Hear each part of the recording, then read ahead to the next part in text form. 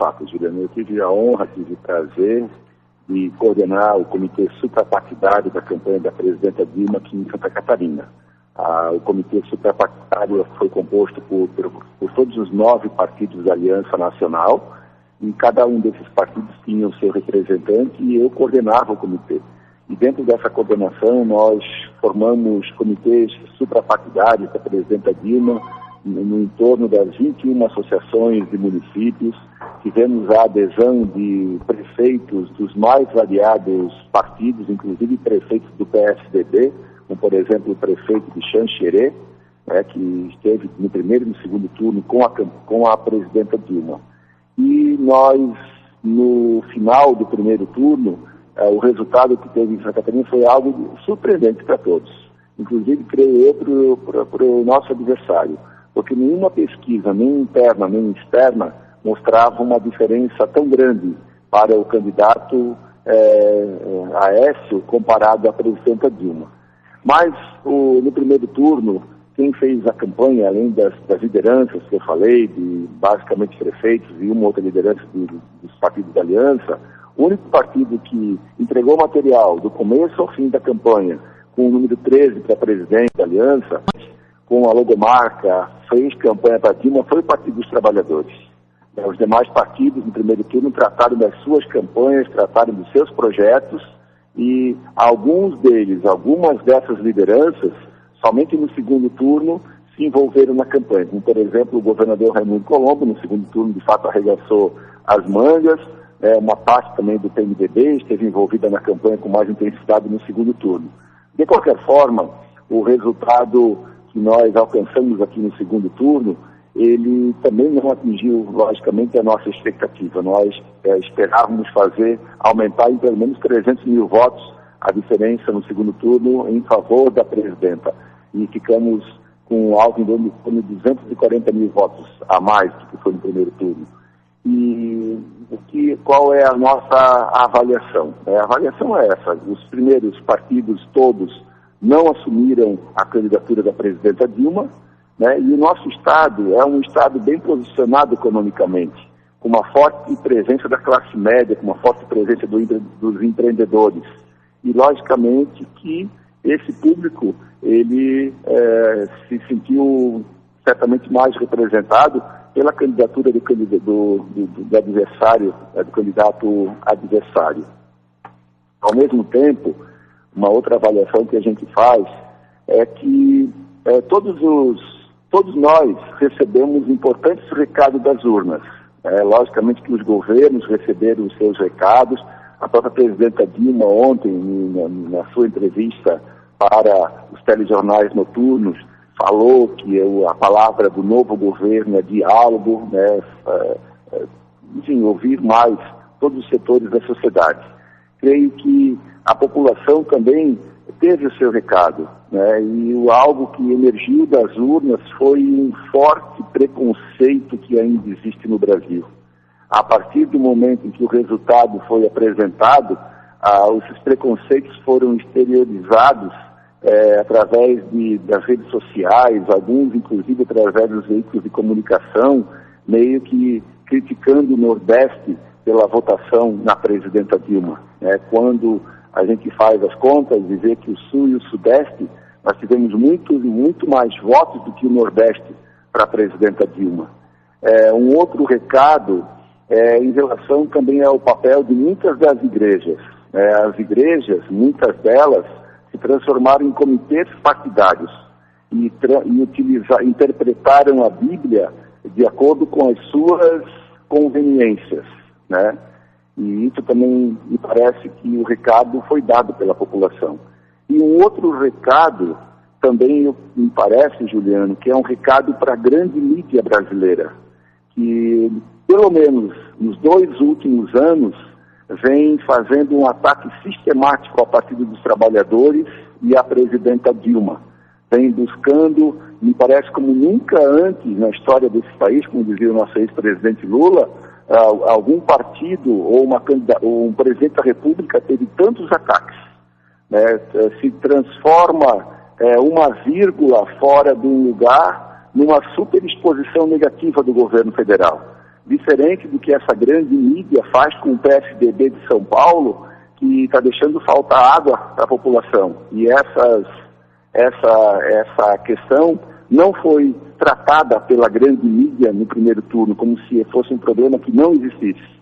Eu me pego a pensar que se fosse o Estado de São Paulo governado pelo Partido dos Trabalhadores, certamente todos os jornais do país inteiro estariam colocando nas suas capas que o PT deixou faltar água para o povo.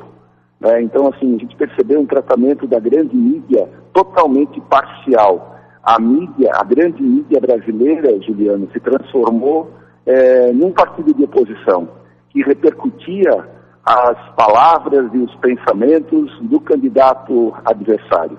Mas eu creio que a população também deu o recado nas urnas, né, para esse tipo de imprensa. Agora, qual é o caminho? O caminho é do diálogo, o caminho é de fato, o Brasil fazer a principal das reformas, que é a reforma política.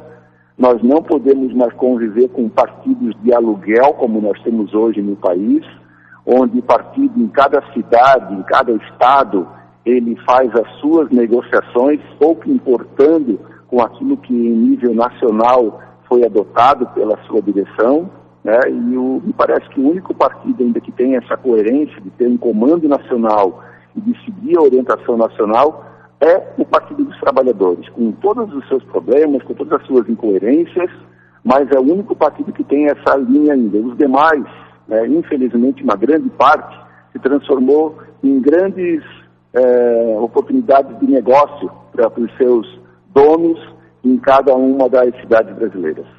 Agora, como fazer essas reformas que a sociedade também quer, prefeito Paloécio?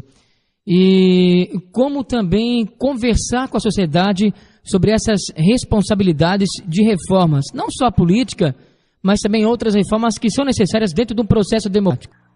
Eu vejo, e a gente tem insistido muito, o PT e a própria presidenta Dilma, que a reforma das reformas é a reforma política. Não imaginemos qualquer outro tipo de reforma tributária, reforma fiscal, antes da reforma, mesmo reforma agrária, reforma urbana, antes da reforma política. A reforma política ela é fundamental, e a reforma política só vai sair se ela for iniciada já, logo no início do novo governo, e que a sociedade, que as ruas sejam chamadas para pressionar as reformas junto ao Congresso Nacional. Porque a gente percebeu também que o novo Congresso Nacional é um Congresso conservador, é um Congresso que representa muito mais os latifundiários, representa muito mais os grandes empresários brasileiros, representa muito mais uma categoria do que a grande maioria da população. E, logicamente, que essas lideranças que foram eleitas por esses setores que eu mencionei vão trabalhar na proteção dos direitos daqueles setores e não no direito, certamente, da imensa maioria da população. Por isso que a população, certamente, vai precisar ser chamada. Nós vamos, certamente, ter que ter uma grande mobilização nacional no início do próximo ano para que a população abrace essa ideia. Como foi abraçada agora durante setembro, quando houve os movimentos sociais do Brasil inteiro, coletaram assinaturas em todos os recantos do país e conseguiram mais de 7 milhões de assinaturas, propondo que haja um plebiscito sobre a reforma política brasileira, que o povo seja consultado sobre aquilo que é fundamental ter ou não ter no novo sistema político brasileiro. Acredito, Juliano e nossos ouvintes, que é fundamental acabar com o financiamento empresarial das campanhas. A partir do momento em que nós tirarmos o financiamento empresarial das campanhas, nós certamente não teremos mais mandatos com donos, porque hoje, uma boa parte daqueles que são eleitos, eles precisam estar retribuindo a sua eleição ou o financiamento da sua campanha àqueles que os financiaram, né? E nem sempre daí o eleito, ele tem a liberdade, tem a autonomia para trabalhar pelo conjunto da sociedade. Ele chega, de certa forma, amarrado no desempenho da sua tarefa. Então, eu assim, acredito que a reforma política ela precisa tratar desse tema do financiamento das campanhas. Precisamos acabar com as coligações proporcionais. Nós precisamos estabelecer cláusulas de barreira para partidos políticos terem candidatos também. Não é possível que os Levi Fidelix da vida, que outros menos cotados, ocupem grandes espaços durante campanhas eleitorais sem ter representatividade e capilaridade. E algo que eu defendo também é a unificação da data das eleições. O Brasil para a cada 2 anos com as eleições. E acredito que o Brasil precisa ter no mesmo dia, eleger do vereador ao presidente da República. Então são assuntos certamente importantes, palpitantes, mas que a população vai ter que estar junto com o governo, pressionando para que o Congresso Nacional faça esse tipo de reforma. Para finalizar a participação do prefeito Paulo Essel, em relação ao PT em Santa Catarina, qual vai ser a postura do PT a partir do dia 1º de janeiro, já que o governador Raimundo Colombo apoiou Dilma Rousseff, não foi aquele apoio como se esperava, digamos assim, mas que na prática apoiou. Mas como que fica o PT em relação ao governador do estado?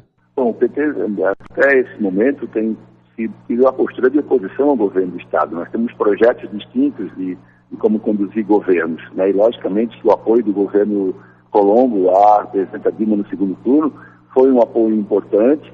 Logicamente que nós imaginávamos que teríamos um volume maior de votos, né? Porque a presidenta Dilma ela fez 5% a mais dos votos que nós tínhamos feito para ela no primeiro turno, mas isso também já se imaginava, porque nas grandes cidades, ou nas principais cidades, os partidos, o Partido dos Trabalhadores, o PSD, são oposição.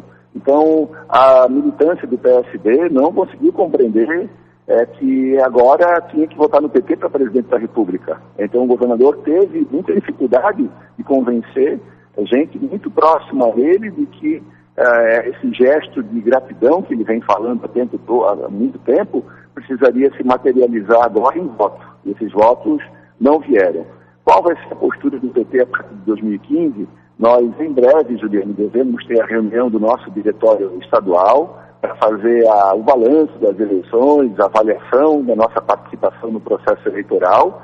E o PT vai tomar a sua decisão. Eu acredito que a nossa postura vai permanecer a mesma, permanecendo como um partido de oposição ao governo do estado. Outra coisa que tem se falado muito, né, é que nas principais cidades, aqui em Brusque não foi diferente, houve muita votação muito voto para o candidato adversário. No Vale do Itajaí, somente 4 cidades, em pequenas cidades, a presidenta Dilma foi a mais votada, ainda com uma votação muito pequena.